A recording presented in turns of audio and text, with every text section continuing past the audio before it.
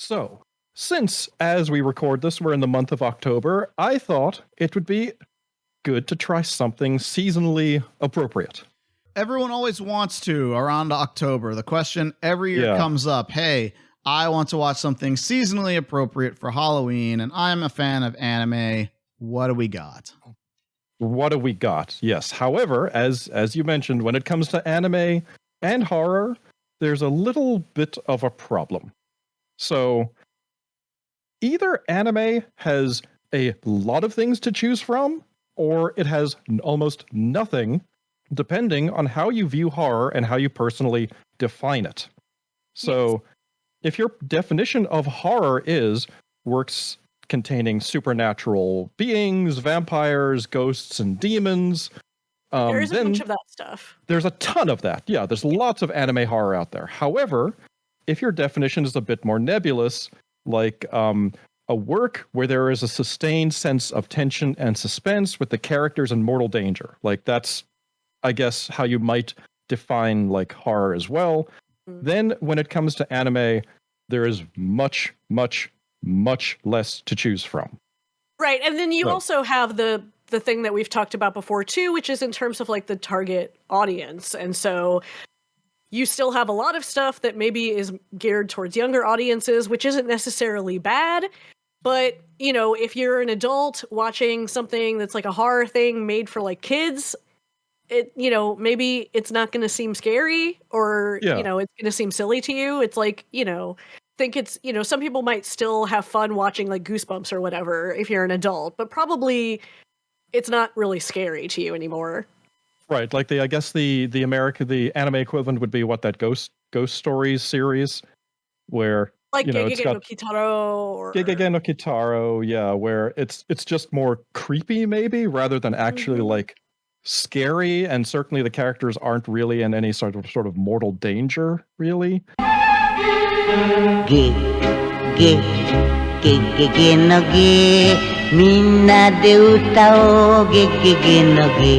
And yeah, personally, I tend to define horror by the second category, by basically like a sustained sense of tension and fear where kind of the point is to put the main characters into mortal danger. There are, as you said, Clarissa, there's tons of works with ghosts and vampires. In fact, like I said, we're watching a show this season called The Vampire Dies in No Time, which some sites have categorized as horror because it has a vampire in it. Right. And a lot of times, you know, usually the way I see anime tend to depict these sorts of supernatural creatures is in the context of action rather than what I would consider horror. Certainly there may be moments of suspense in something like, say, a Vampire Hunter D, but I don't typically think of that as a horror series. I think of that usually more in the sense of action, much like, say, Hellsing has vampires and zombies and stuff like that, but it's not scary. It's mostly about the action of our heroes, like killing these monsters. Like they provide sort of a fodder that isn't human. And then like some popular manga series get adapted into live action instead of anime. So you also get that. Because I think, what was it, I'm a Hero? Yeah, I Am a Hero got live action instead of an anime from the creator of Resentiment, which is true horror, but, you know, never adapted to anime. I mean, we mentioned also like Berserk is another example of something that definitely has moments in it that I would say are horror, but as a whole show, it's definitely more inspirations. Yes, it's got horror inspirations, but it's much more of an action sort of RPG, like fantasy show. Yeah, I mean, it's like a dark fantasy, but still, it's dark epic fantasy. You know, that sort of thing is generally the description. Even though, certainly there are moments like, you know, when dealing with the demonic horrors or what have you, that it's like, all right, this is some harrowing stuff. Right. But, and so, I mean, there's not a lot to choose from. Like, I mean, another show that comes to mind that might actually be genuinely horror might be Corpse Party. But Corpse Party is so gory and so gruesome that I've played the games, which are definitely horror games, but that is incredibly like over the top. Right. And well, again, that gets into like things like, you know, what subgenre, because the thing is like horror is kind of like comedy in that especially if what you're looking for is to actually be scared. What's Mhm. scary is super subjective, you know? And so, like, I know it's like some people think The Exorcist is like the scariest movie ever made, but some people are like, whatever, demons, that's stupid. Nobody expected it. Let's see what the Right, like that's a great example because I think at the time that movie came out, there was a whole lot of people who are like very strongly religious, and you know that movie resonated with them in a much different way than people who are non-religious watching it. But yes, definitely. And it's like some people find any kind of supernatural thing less scary than like something about like a human murderer, whereas some people it's the opposite. Like are really, disturbed by home invasion movies, and other people are like, okay, it's whatever. So, I mean, yeah, Corpse Party, I think also like there's the gore factor too, because like a lot of people like horror, like in terms of horror cinema, there's kind of a big factor of special effects and practical effects. And that, like, much more than I think in other mediums, like in horror novels or things like that, like a lot of the practical effects often have to do with things like gore. And so there's kind of like an extra element of like the interest in like the cool gore effects. And people's opinions on gore and horror and like whether they like it or whether they don't, or like whether they, think it's effective, like it's a real toss up. And so Corpse Party is like super gory. Does that mean that if you like horror, you're going to like it? Maybe not. Yeah, I mean, I kind of think of what is the show trying to do, or at least attempting to do. It doesn't necessarily have to do it well, but then I can more easily define, like, is this horror? It might not work for me. But anyway, I guess we should get back to it. Like, so this is why we don't do Halloween episodes terribly often, because there just isn't a lot to really talk about. Mm-hmm. So on this, we are talking about the movie Lily C.A.T.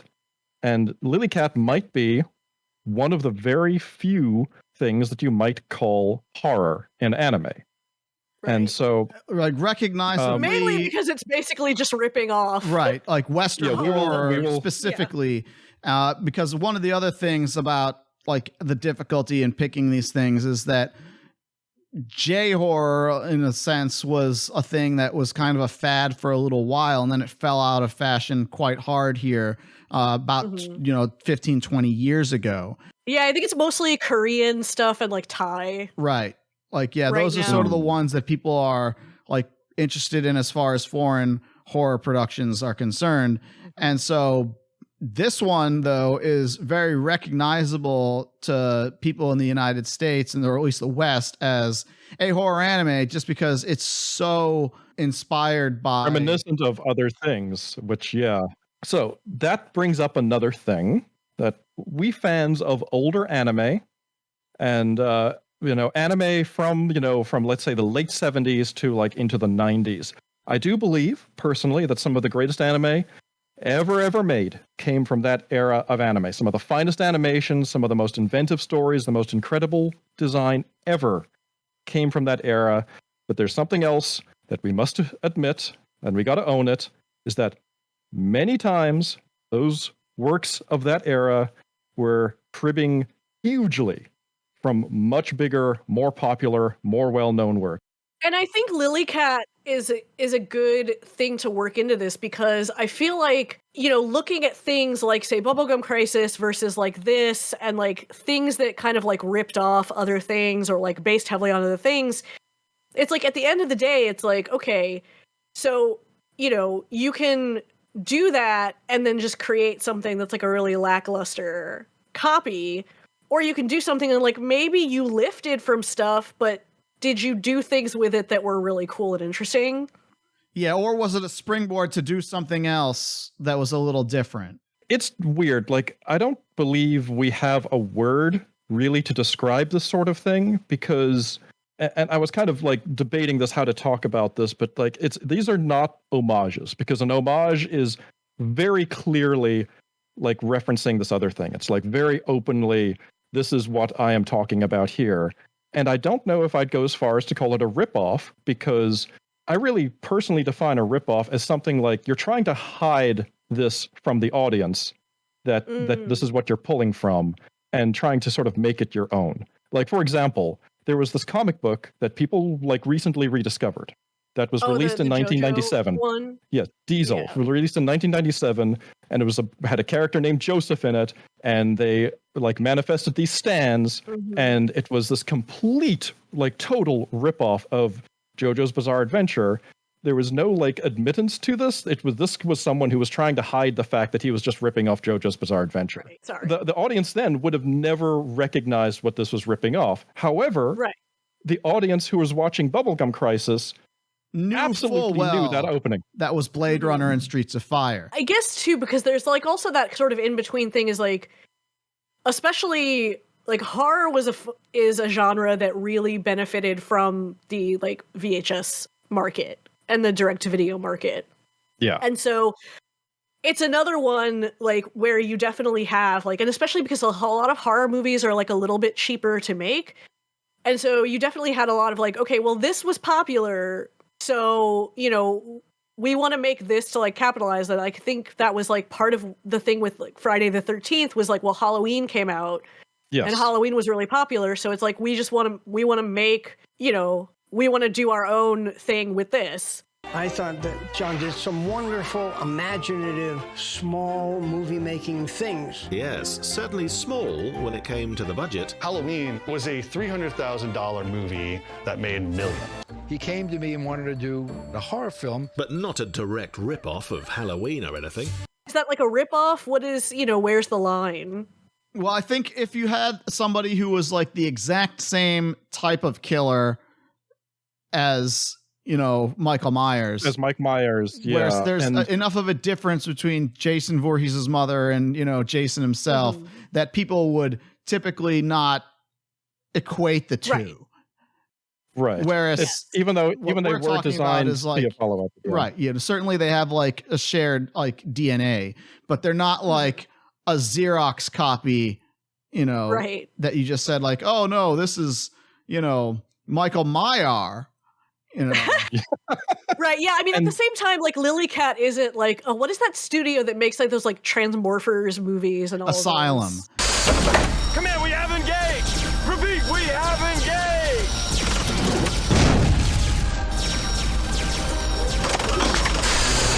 Get out of here! And incidentally, they're still at it. There's the Asylum version of Dune that they're about to hit on. Really?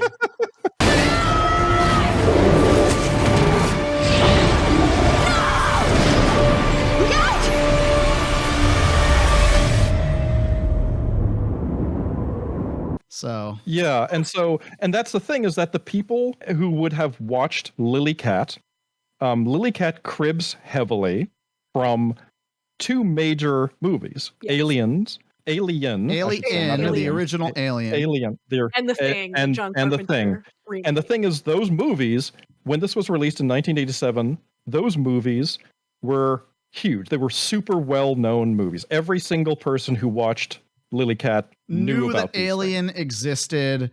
And The Thing is a little more like specifically the John Carpenter remake, The Thing, from the early 1980s. It wasn't successful. It wasn't as successful, but it was like kind of a word of mouth thing. Right.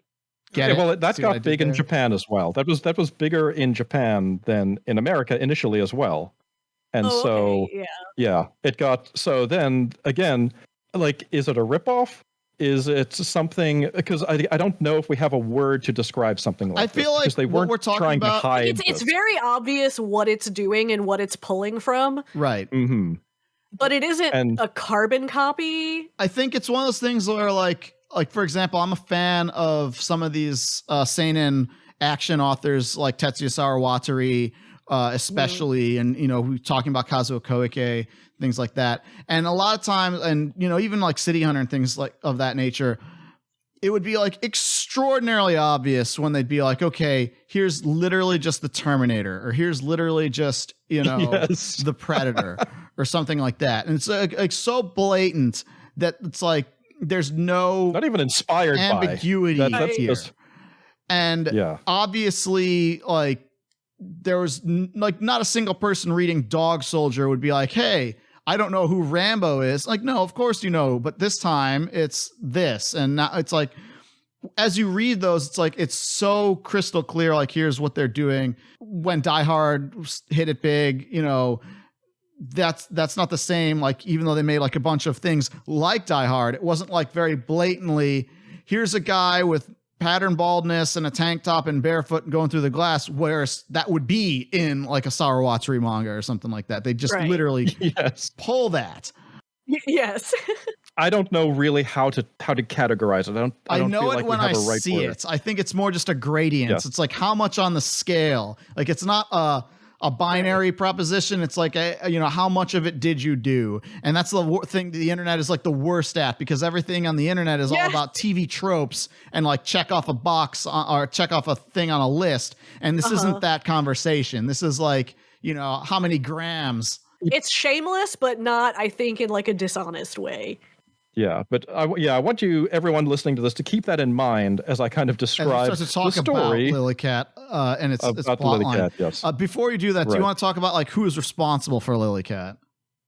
Yeah, so Lily C.A.T was the director of it is a guy named Hisayuki Toriyumi, who I kind of see as like, he is like the Tatsunoko guy. I kind of think of him like that because he's like the director of a bunch of huge Tatsunoko stuff. Gotcha Man, that's the main one. But I mean, he worked on, like, you go down the list, like, Speed Racer, Hurricane Polymar, the original Tekka Man, just on and on. Like, he was kind of there for a lot of that stuff back in the days. Right. And he's the writer and director of Lily C.A.T.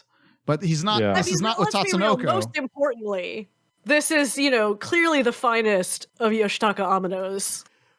Yes. The two character designers are the great Yasuomi Umetsu and great Yoshitaka Amano.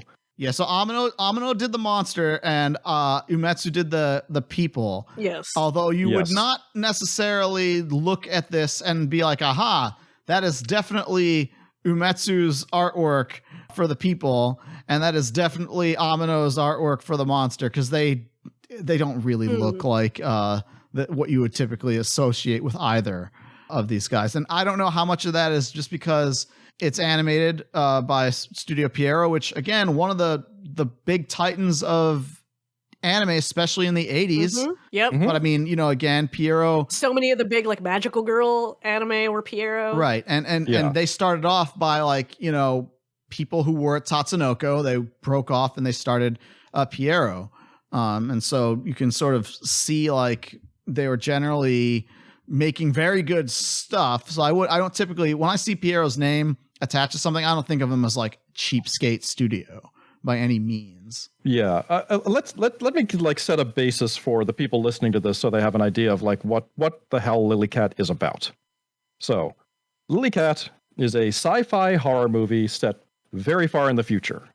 And a group of employees who work for this humongous company just known as Syncam are put to sleep for 20 years while they travel to the far reaches of the solar system in order to do some mining on a distant planet.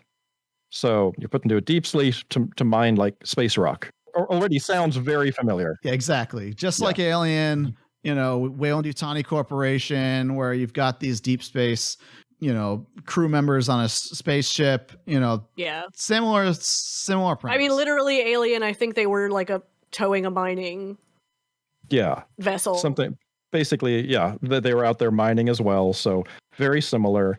And during this deep sleep, the ship captures a space rock, but in doing so damages a part of the ship's outer hull.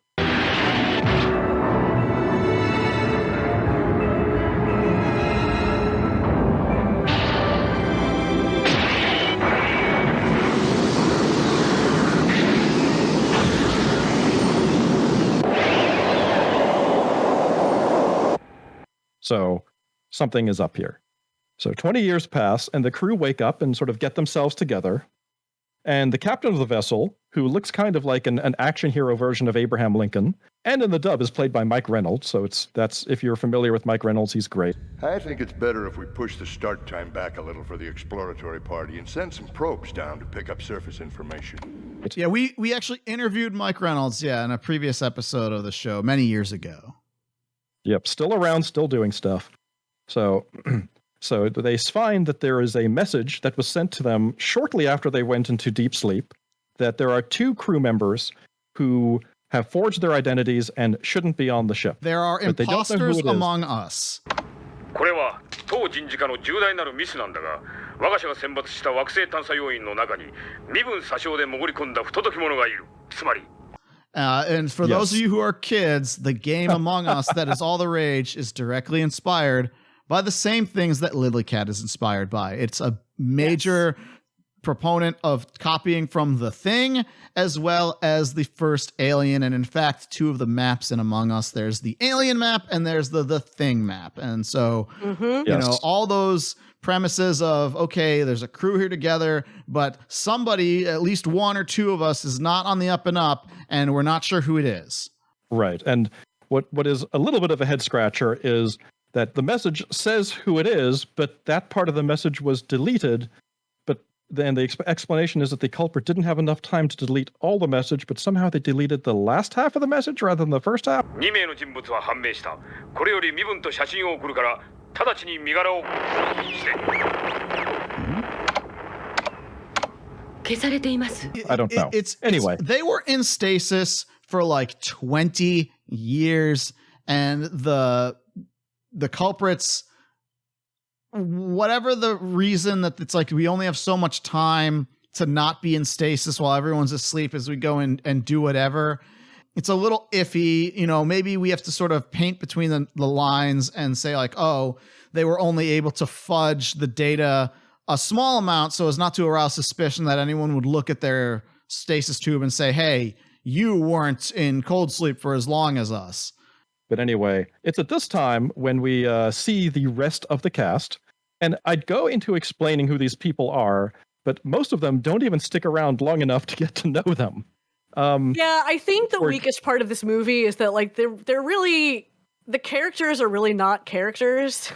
Well, and again, this goes back to a common criticism, especially of the slasher style horror, where you just really have like an archetype of a person because the audience sort of has an expectation, especially in that style of horror where there's a monster or there's a murderer that, hey, I don't want to get too attached to any of these people because really what I'm here to do is see the monster eat them, or, you know, I don't think that's the case for Alien or for... No, not for Alien and not for the thing, oddly enough, but for a lot of the things that came afterwards, yes. Right. Even later installments of Alien and the reboot of the Thing.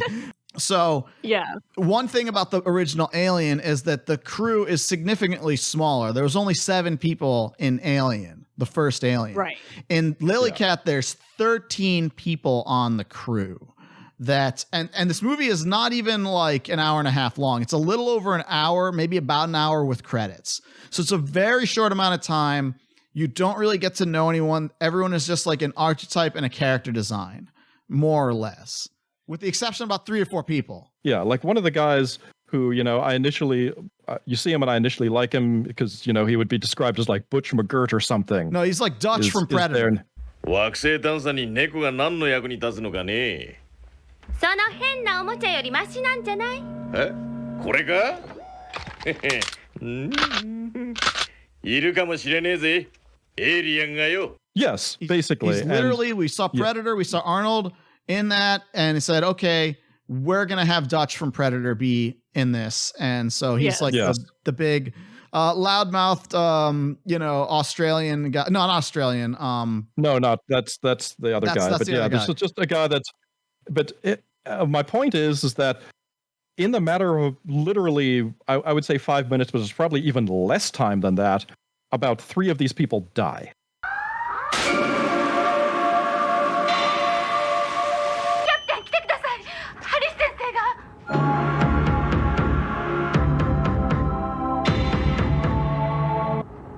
Camera zoom app します。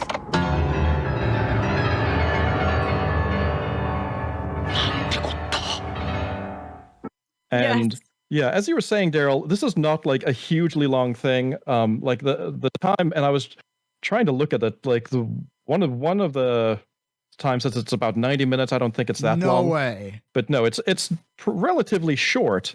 It was a direct-to-video. Like I don't even think this was long enough to be in the theater, and so you barely get to know any of these people before they are offed. As the movie goes on, more and more people are dying, and again, like it comes down to 2 or 3 people at the end, and out of 13 people in a little over an hour movie, you have to like off these people at a pretty rapid rate. All right, so I just checked because this is streaming for free on Retro Crush, both dub and sub. This is an hour and 7 minutes long with credits. Yeah.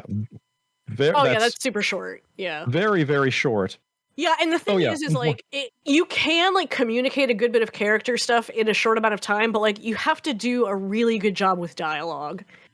And the dialogue in this is a little like there's only so much time. It's really to explain artificial. Right. It's everything about every human interaction. None of these people talk like actual humans. Right. It's all very artificial and detached. And the analogy I would always give was to Scream, like the first couple of Scream movies, maybe more the later Scream movies, because the thing is like in the Scream movies, those are generally films where the premise is, what if the people in this movie are aware that horror movies exist and they try to like subvert the tropes of whatever. The problem with those movies, especially over time, is that they go a full Reddit, like internet poster. Oh, well, if I were being this, I would simply whatever. And, one of the common things you'd see in these movies is somebody would lose their cool and start acting irrationally or hysterically, and then do something that inadvertently, or not inadvertently, but invariably leads to them being killed. And so the people who were like genre savvy would be like, oh, you broke the rule of not doing whatever, and so you deserve to die. Well, everyone in Lily C.A.T is like these combination of total dumbass with, all right, we're all aware that we're in a horror movie, because they're all so like sociopathically disconnected from what's going on. Like nobody gives a shit there that they're seeing people and die in front of them. Well, you would think after 3 of their crew members die within about, say, an hour of them coming out of hypersleep, you would think, okay, shit's on. We need to get together. We need to figure out what's going on. And then the response to their reactions are fairly subdued. Right. Yeah, the response to it is, okay, we'll put them away here, and then I'm going to go off and walk around.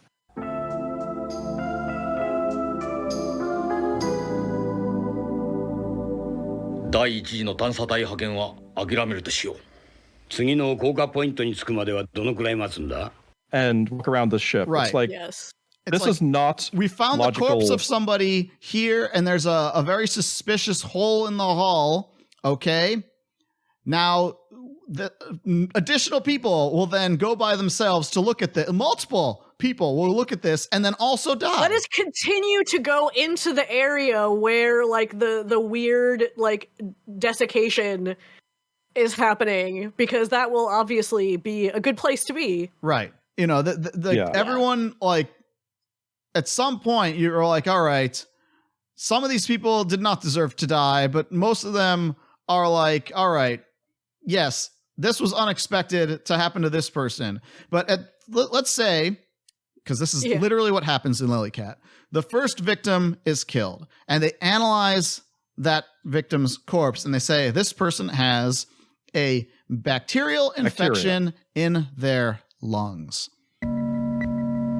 在郷群人病とでも申しますかな。肺の中にバクテリアが詰まっての窒息死です。バクテリア？船内は消毒されているはずだが。地球のバクテリアではありませんよ。興味深いのは肺の中で奇妙な活動をしていることです。あれ。Yes.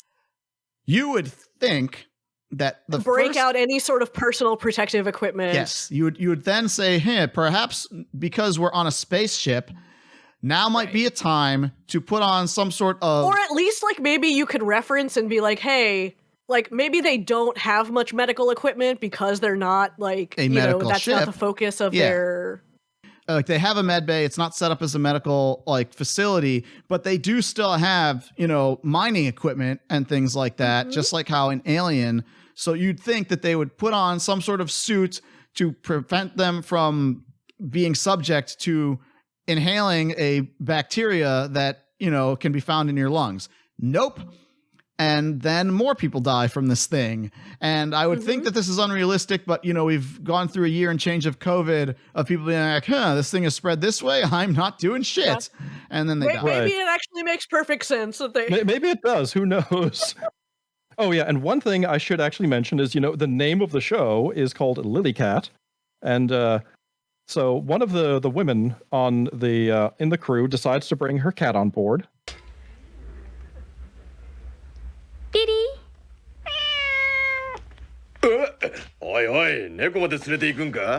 And for the 20-year journey. And that cat... You know, Alien had the cat. Yeah, Jonesy. Yes, right. And the cat meets a very graphic, very gruesome end. And that's the only death that people show visible concern over, is that a cat died. But suddenly there is another cat who somehow looks exactly like the cat that lady had. And I give the show credit for this, is that when that cat walks around, it clanks.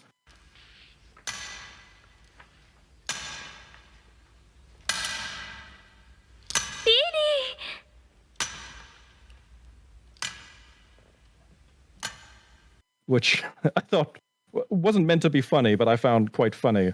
And by the way, from here on out, it's spoilers. So if you want to go watch this movie, it's only like a little over an hour long. By telling you, have you seen The Thing? Have you seen Alien? Okay, you've seen this. Yeah. Like that's basically the spoiler. Pretty much. Yeah. Pretty much. But I'm just throwing it down there. No, I understand. Being polite. It's an act of common courtesy, right? And so yeah, you find out that this cat that looks exactly like the cat that this one lady brought on is actually a robot and an AI that is controlling the ship because they didn't trust the crew to be able to control the ship on their own. Yeah, it's ridiculous. It's the idea is ridiculous. Like it could have just been like an AI that was just existing in the ship, or it could have been like a robot butler that was on the ship. But it was this AI cat. This like AI. An alien. It could have been one of the crew members was a fucking robot.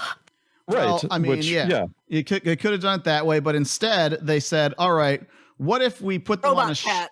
What if we put them on a ship that had the Elon Musk auto-driving car AI, where it's just like, we're going to do all these steps to go out of our way to kill the people on board." Yeah. Yeah. And by the way, I feel like this is actually quite prescient that they are basically relying on this algorithm to drive the ship, which is actually causing more problems for everyone than anything else. Yeah, I actually think the most interesting stuff in Lily C.A.T. by far is some of the little side conversations that they're having as far as why they're doing this, or like what their background was, what got them on the ship before, what like that stuff is interesting science fiction. I mean, I do like the idea of like, you know, the people who are basically like trying to use the 20-year time frame of the journey to like get out of. Yeah, it ends up being a 40-year round trip. Yeah, because it's 20 years there and 20 years back. And so they're like, okay, well, what if you're in some sort of trouble here? Well, you can just leave, and then when you come back, the whole world has changed. And then what effect does that... What's the statute of limitations on that? Right. And then similarly, like Gunbuster, you know, there's some people like for the crew members, they're like, okay, yeah, first time it's cool. And then after that, it's like this very, like, you no longer have anywhere to fit in society. Like you come back, everyone you know is gone. Everything you ever knew about like the way things worked is different. Now the only thing you can do is sign up for another voyage sort of thing. Like, oh yeah, that stuff is pretty neat. Yeah. 聞いていい？何？どう見てもあなたが恐ろしい殺人鬼だとは思えないんだけど。人は見かけによらないよ。俺が3人を殺したのは事実なんだ。Like 99% of the conversations are terrible, or just plain. But yeah, I thought that those were very interesting. It's more interesting than at the very least because it has nothing to do with copying from The Thing or from Alien. It's at least something. Well, I think the only thing. I think the idea of them is interesting. I still don't think they're written well. No, they don't do anything with it. Content. Right. No, there's not enough time to do anything with it. It's just a good idea. Like but it's the dialogue is still really awkward. Like we find out that the captain of the crew, he is 250 years old. Yeah. and that there's a woman that he's with there, then she is 151 years old. And they say very interesting things. They say, like, look, you go on this voyage and you're gone for like 40 years and you come back and everyone you know is dead and everyone you know is gone. And they're like, well, what do you want to do? And it's like, well, I don't even fit in anywhere here. So let me just go back out again and again and again. And so this is where I almost feel like, you know, this could have been like half an hour longer. And if it could have delved into those sorts of bits and pieces more, or maybe cut the crew in half. Into that way more. Right. Like the sort of joke that I sort of made once they said, oh, there's 13 people and 2 people are not who they say. It's like, oh, so they were 11, you know, right. But, and that is one but that there is really also isn't much of that sense of paranoia. No, there's because not. I think it's pretty clear from the outset that there's some other thing that is causing this. Yeah. And I mean, any one of these storylines could have been the movie on its own, but it's putting a lot in here. Like, we find out that the 2 people who shouldn't be on board are in fact chasing each other. One is an Australian detective named Dick Barry, and the other one is a Japanese man named Jiro, who is wanted for murder after taking out some guys who basically wrecked his sister with drugs. So his idea was, let me get out of here for 20 years. And by the trafficked her. By the time I get back, no one will remember this. No one will care. Yeah. And like, I can like put this behind me. You know, he was going to chase him and, you know, arrest him, but then the situation unfolds. And so, but because he's that hard-boiled cop to the end, he's like, okay, listen, it's very obvious based on these other deaths that have happened that we're all infected, or that I'm infected at the very least. But that doesn't. But I'm still alive up until the moment I'm not, and so I have a job to do, and I'm a cop, and so you're under arrest, and so that's basically what he does. Somehow, apparently, he has the authority to just kind of like steamroller over. Right, you know, because normally in the like crew, the captain of the ship, insert himself into, you know, interrogations. Well, I think because of the time this was made in the 80s. You know, the concept of a man with a shotgun had the talking power. Well, the man with the shotgun, you know, that's an inherited shotgun. It was transferred over. He didn't bring this. But again, you know, we can accept the guy bringing the shotgun on the ship because he's a big, dumb meathead. And it's like, if you were to ask, hey, if you were to fire this inside of a ship that's floating out in space, you know, bad things might happen. We shouldn't let you on board the ship with that. But no. Doesn't become a factor. Not really. No one cares. It's fine. Yeah, the ship hull integrity is not a concern to firing a shotgun in space. But in the case of this guy being a police officer, you know, it was not quite as accepted that, oh, these multinational corporations that are colonizing space are going to have more power than government. You know, at the time this was written. So I think maybe the audience would accept, like, okay, a civil servant, you know, enforcing the law is not going to roll over for some corporate, you know, crew. Maybe so. Yeah. Yeah. I mean, now obviously it's ridiculous, right? One of my big complaints when I come to anime is, and this happens so much in anime, is that, you know, this show, this series doesn't justify the running time. Like, there are so many things out there that might be good, like 6-episode shows or 4-episode shows, but are 13 or 25 episodes and make them slugs. And I feel like Lily C.A.T is exactly the opposite, where Lily C.A.T could have at least been half an hour longer, or maybe like a short OAV series. It could have been 90 minutes. Like, I think 90 minutes probably would have been probably fine. But as it is, like, it moves so fast that it almost becomes like an SNL skit. Like, characters are just like 3 characters die in less than 5 minutes. Dear sister, by the time you read this, what you say? Oh, that you only meant what you say. Oh, what you say? What you say? Like letter to my sister. Yeah. Yes, it's just constant. And all I'm thinking about is, and again, this goes back to the era of VHS, because this was released direct to video. A lot of retail tapes in Japan were recorded in SP, and typically SP, the full running length of that is 2 hours. But your typical retail Japanese tape was 1 hour long. And so that might have been a factor for why they were like, we need this thing to be basically 1 hour long, because if we make it longer, then we have to actually have it on a different style of cassette tape or record it in a different mode that the quality wouldn't be as high. That's, why a lot of OVAs would typically be about 45 minutes long. Right. Well, that's why, that's not even new. Like back in the days of, film, when film was on film, like they would say, like, you need to make me an X number of reel film, because that's how much it costs to hold these things around, how much it costs to print up this many X number of reels times how many theaters we're going to put it in. And so that was, a lot of that was done for like the very, very cheap houses. But that's not an unusual thing, is, sometimes the medium drives the thing you're creating. Yeah, I think I just forgot about the time thing, because I was thinking also like 2 hours, but yeah, that makes sense that it was not actually 2 hours. It was like an hour for the tape length. So yeah. So format drives so much. I mean, like, if you have fiction that's serialized in something, that's gonna be a whole different approach. But I might be alone in this. I don't think Lily C.A.T is completely devoid of anything positive. Like, I think actually the production is great.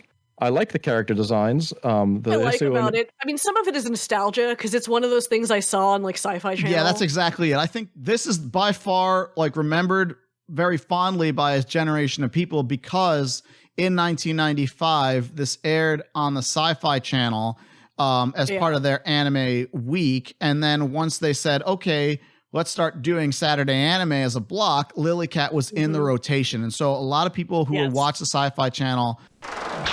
Next, we're interplanetary taxi drivers. Everybody else is just along for the ride.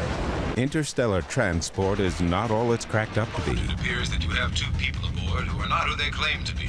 Time jumpers, we're dealing with a couple of criminals. The first thing we have to do is to find who those 2 people are. In fact, these folks were better off asleep. Something was brought into this ship, and some kind of deadly bacteria were brought in with it. In space, What in blazes is happening? no one I never thought it would end like this. should have to put up with Lily C.A.T. Lily C.A.T. Next on the Sci-Fi Channel.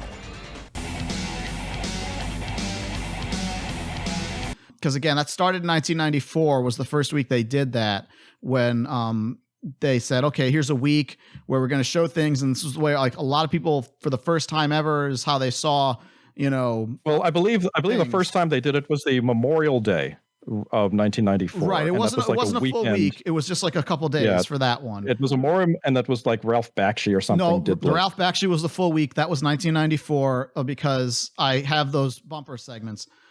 But it was someone else who was doing, or someone was doing like introductions. I don't even remember who it was. Right. Well, but some of those were narrated, and some of them were on TBS instead, like because they had like Robot Carnival and Vampire Hunter D and Twilight of the Cockroaches on TBS. Yeah, they didn't do the Apollo Smile hosted ones until later. Apollo Smile was years later. I'm the live action anime girl and your guide. My name is Apollo Smile. Yeah. But 1994 was the Ralph Bakshi one, because that was Dominion Tank Police Parts 1 and 2. Project A-ko, The Venus Wars, and Odin. That's right. Odin was on TV. So, I mean... The hour and 20-minute version. Odin ran on Sci-Fi. Yeah, it totally the short version. That's how very short version. Saw Odin, because the dub, the dub was never the full length version. But Lily C.A.T. the next year was there along with, the things like, I think it was Demon City Shinjuku and a few other things. But like a lot of people saw Lily C.A.T. that way. And it came out at a time where it was a little difficult to still easily go and see the original Alien or The Thing. And so I actually saw Lily C.A.T. before I'd seen Alien or I'd seen The Thing.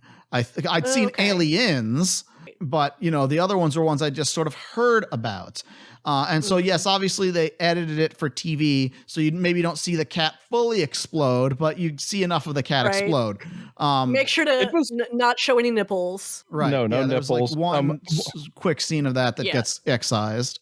I mean, some of the monster stuff is good. Like, it's very reminiscent of The Thing. Because it's got like its victims sort of assimilated into it. And, Yeah. And so I don't think it's completely entirely devoid of things to enjoy. And also it's short. That helps. Right. It's very short. So I think it's a fun watch. It's fine. So I think it's a worthwhile watch for Halloween. As we said, there are you're getting into. But yes, if you know what you're going into, then one thing I want to get into like we ran so quickly over the Sci-Fi Channel thing, and I want to bring this up because when else am I going to bring this up?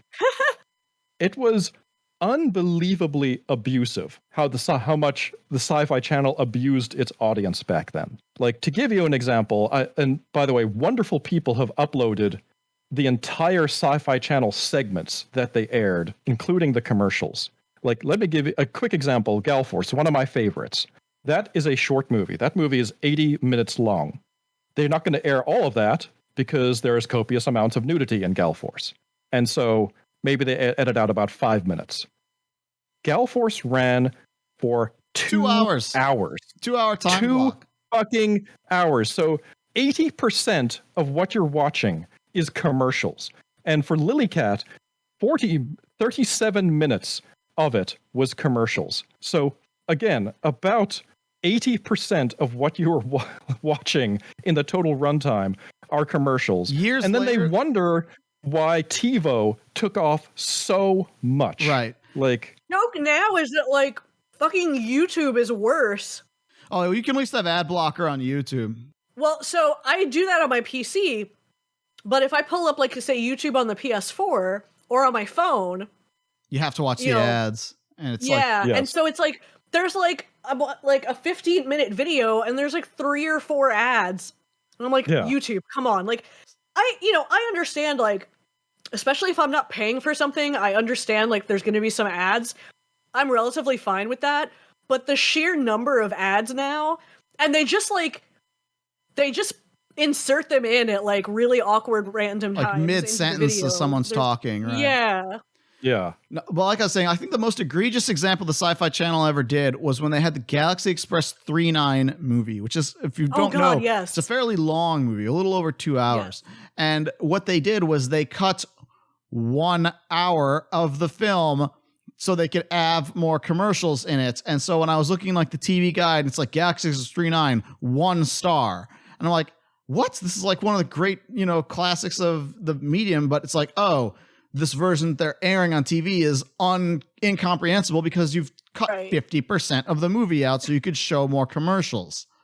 But like the Sci-Fi Channel did this all the time, and you can see just how incredibly abusive they were to their audience. Like when 80% of what you're watching is just ads, and they're just bullshit ads. It's like for insurance or learn at home, get a new career at home or whatever. And Lily C.A.T was not immune to that. Thankfully, Lily C.A.T is kind of available everywhere. Like, there's a DVD of it out from Discotheque. It is on. You said it's on Retro Crush. Yes, on Retro you can watch Crush. It on Retro Crush free of charge, both dub and sub.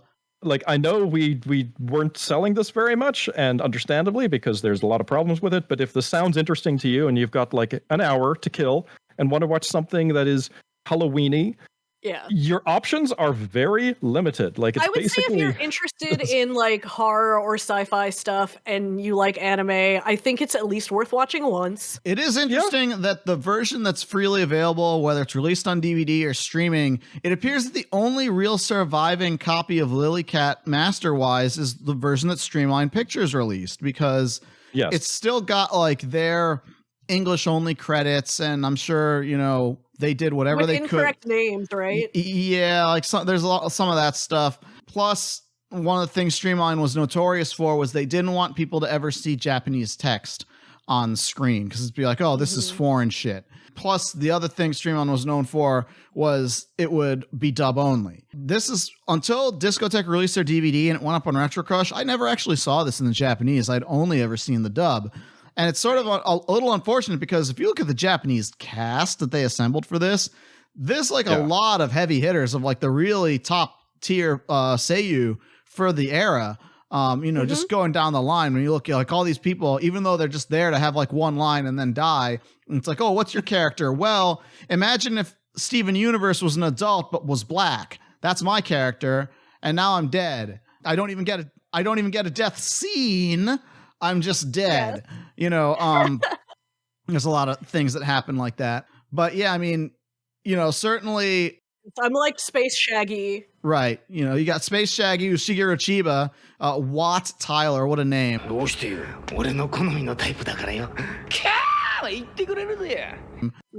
And then, you know, Yoshiko Sakakibara, who's like one of my favorite voice actors. ディスクに記録が残っています。私たちの冬眠中に誰かがコンピューターに指令を出しています。You know, she's on there. Yeah, and she has a very distinctive voice, you know, so she's in there. A lot of those people know her as best as Celia Stingray from Bubblegum Crisis. I think most people probably know her for being Integra Wingate's Hellsing from Hellsing, just because it's a more contemporary example. But to me, when I think of her, I think of Celia Stingray, just because I came in the Bubblegum Crisis time.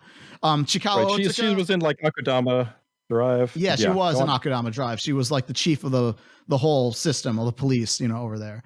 当然だ。社会の害悪を取り除くのが私たちの使命。分かってますよ。それにしてもなかなかのメンツが集まったものだな。But yeah, Chikawa Otsuka, you know, the father of Akio Otsuka, original voice of Goemon, I think, and famous guy. He's no longer alive, but he's the cop, Dick Barry. And yeah, he was the original Goemon. I was correct. You know, and then on the Streamline side of things, it's all their Streamline people. Like if you ever had any nostalgia for Streamline dubs, which I never liked their script, but I always like their actors. I like the pool of actors they use, that Inner Sound crew. You know, just down the line, you know, Mike Reynolds, like we said, is the captain, Bob Bergen, Greg Snagoff, Steve Kramer, Kerrigan Mahon, you know, Michael Sorich, Tom Weiner, like they're all in this and then some doing something. The dub again, since I haven't seen it since it ran on TV. I mean, it's got some great great accents. He claims that there are two people on board with false identification. And the most important part of the message, the part with the names on it, was erased. You wouldn't happen to have any explanation for that, would you? Like real silly stuff. And again, because so much of it is so derivative of English language horror works, hearing it in English doesn't seem like it's particularly jarring or weird. Like it kind of makes sense in a fashion because of just what the character designs are, what the narrative influence is, and so on. And so you have the option now. You know, it's no longer a big debate of, oh, dub versus sub. Hey, click the one that you want, or, you know, select the track that you want if you have the DVD.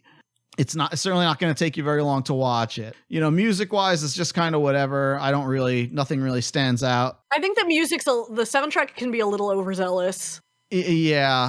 Like at times, you know, I think it's trying to be a little bit John Carpenter-ish, you know, not surprisingly, but I think there was a good vocal track towards the end, but nothing memorable. There's some of it that's good, but like sometimes it's a little overbearing, and it's not like anything like amazing, but it's not like terrible either. So does the job, and so as we said, there is when it comes to horror in anime, I kind of want to hear what everyone's thoughts on that are, because we kind of have this conversation every year. And what horror series do you like, or movies do you like that are anime? Yeah, because like some of the ones that I like, and you know, technically they'd be classified as horror, I like them, but they're not scary. They're more just about like mood, or like Vampire Hunter D. Like Bloodlust is a great movie. I love it.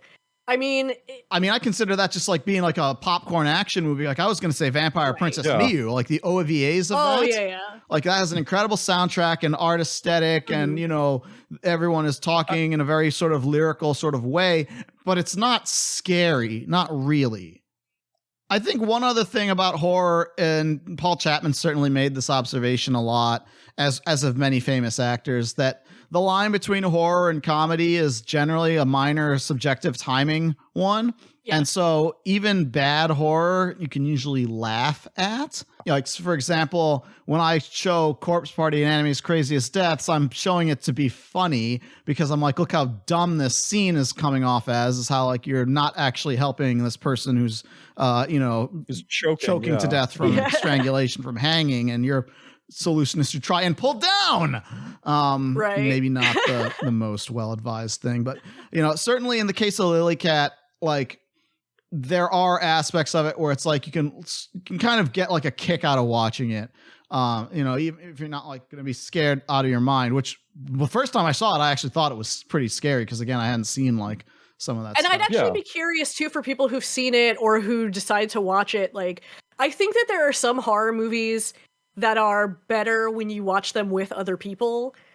I think a lot of slasher movies are like that. Like, they're kind of more fun when you watch them with friends. Well, yeah, because again, you're rooting for people to get killed or to have something like that happen, and therefore, you're not really like, oh no, hiding under the sheets necessarily. And so I wonder if Lily C.A.T is maybe better, like, because it's been so long since I watched it, because I don't think I had seen it since it ran on Sci-Fi Channel. So I don't really have like super clear memories of watching it by myself to compare with watching it, with us watching it. Yeah, I wonder if that works better that way. It might, just because, especially too, like if you're with other people who you've both seen or you've all seen Alien and The Thing, there might be some interesting conversations out of that. Yeah. So we want to hear from you about this. Email us at animeworldorder@gmail.com. We love to read all of them, and please check us out. And does anybody else have anything to add to this talk about Lily C.A.T? When I was first getting into anime, like the concept of a cartoon that was like very novel. Because, animation and, what was in a cartoon, even an animated feature, there wasn't anything even remotely in this vein. Right. And I'd almost argue it still is very novel because we don't exactly have a lot of things like this. Because no, that's true. Yeah. We, as I said, when every time Halloween rolls around, I'm like, shouldn't we do something seasonally appropriate? And then the response is always, okay, what? And I don't know the balance of how much of that is, that the target audience for anime is younger, and so there's not as much horror stuff that gets made, or that it tends to lean more towards that broader live action audience, or what. I don't know exactly what it is that drives that, because there's definitely lots of horror manga. A whole lot more. So yeah, who knows why it is that anime horror there's so little to go on. So At the very little. least, though, you can learn important life lessons from Lily C.A.T, like not to stick your face in the, hole that you've already seen a horrible alien thing in.